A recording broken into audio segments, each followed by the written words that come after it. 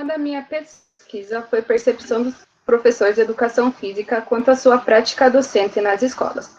Meu nome é Mariana Maria Valéria, eu sou formada em educação física, licenciatura, e a minha professora orientadora foi a professora Ederlei Aparecida Zago, área do conhecimento, ciências da vida, modalidade de pesquisa. Bom, a minha introdução começa de uma maneira bem abrangente, porque foi a minha pesquisa de uma maneira bem abrangente sobre a percepção dos professores de educação física.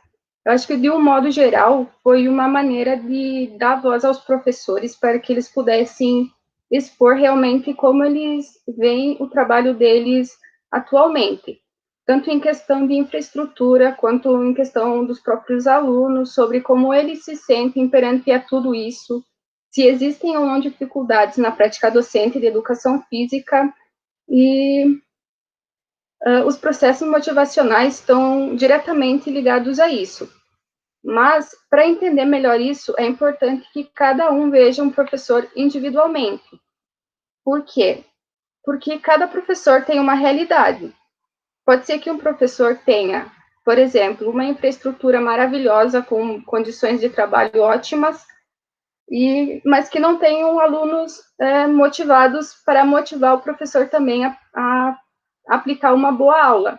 Ou então, ao contrário, pode ter professores que possuem alunos extremamente participativos, que queiram aprender, mas que não têm uma infraestrutura boa para essas aulas. Então, isso influencia diretamente a motivação do professor perante a tudo isso, a aula no contexto geral. A relação professor-aluno. É muito importante que o professor e o aluno tenham uma boa convivência, porque isso também é diretamente ligado com o resultado final, que é a aula, e também com a aprendizagem do aluno. Essa questão afetiva é muito positiva também nas aulas. Se o professor e o aluno têm uma boa convivência, no final a aula também vai sair muito boa, como os professores realmente querem que seja. E também para os alunos, porque é para o bem deles, para o aprendizado deles. Formação continuada. A gente sabe que em todas as áreas é importante que todo mundo busque sempre o aperfeiçoamento, especializações, bastante leitura. Porém, a gente não pode estar somente apegado a isso, porque tem outros fatores que também influenciam nessa questão.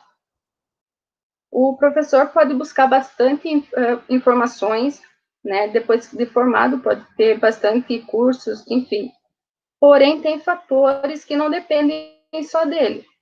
Por exemplo, a valorização que esse professor recebe, a remuneração adequada e condições de trabalho também. Então, é um contexto bastante abrangente, bastante grande, que todo mundo tem que repensar e rever. Objetivos gerais. O meu objetivo geral foi analisar as percepções dos professores de educação física do município de Videira, Santa Catarina, quanto à sua prática docente. Os objetivos, então, foi identificar as possíveis dificuldades perante a prática docente dos professores de educação física, reconhecer as condições de trabalho desses professores e seu nível de satisfação no trabalho, e relacionar as capacitações e aprimoramentos da área para a atividade docente. Então, meus procedimentos foram os seguintes.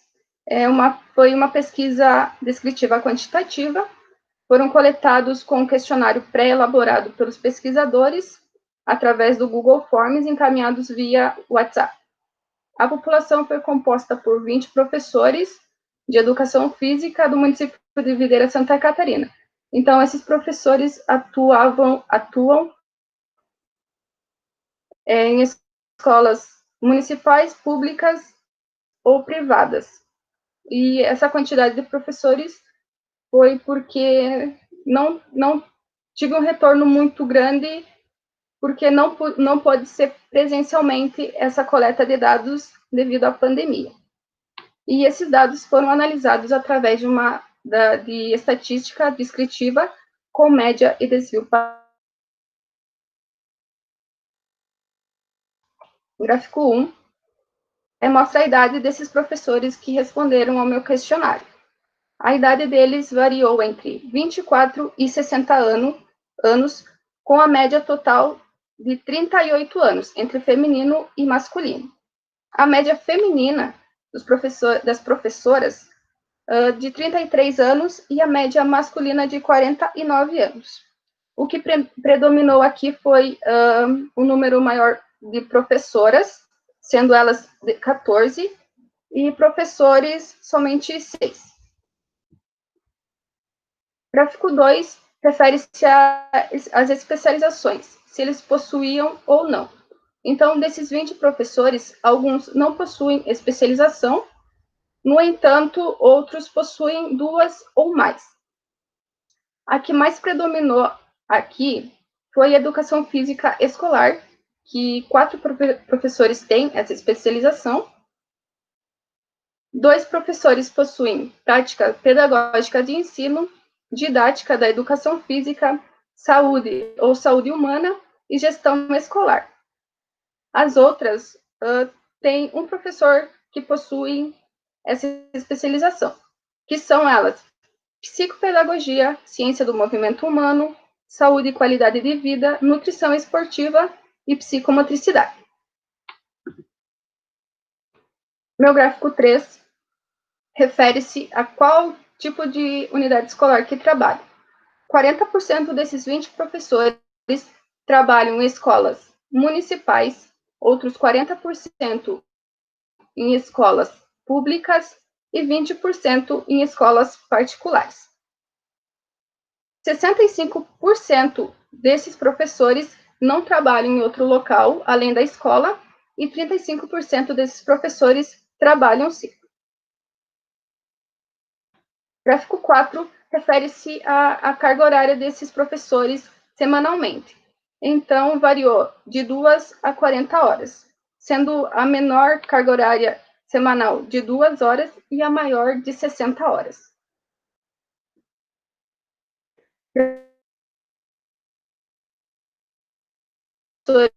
Se na percepção deles haviam dificuldades na atuação profissional como professor de educação física. 95% afirmaram que sim, que existem dificuldades na área, na atuação, que equivalem a 19 dos 20 participantes, e 5%, que equivale a um só, disse que não existe uma dificuldade. Porém, no gráfico 6, nós encontramos resposta de todos os professores. Ou seja, o professor que respondeu que não havia dificuldades também assinalou uma dificuldade aqui. Então, teve uma pequena contradição na resposta dele. Mas, enfim. Aqui eles puderam assinalar mais do que uma questão. Então, nós temos como a mais assinalada, com 14, a desvalorização profissional. Seguido de infraestrutura inadequada, com 13. Com 11, temos a falta de materiais. Com 8, a indisciplina dos alunos. 5, má remuneração. 4, formação continuada. Com 3, limitações na formação acadêmica. E com 2, outras que não foram colocadas aqui.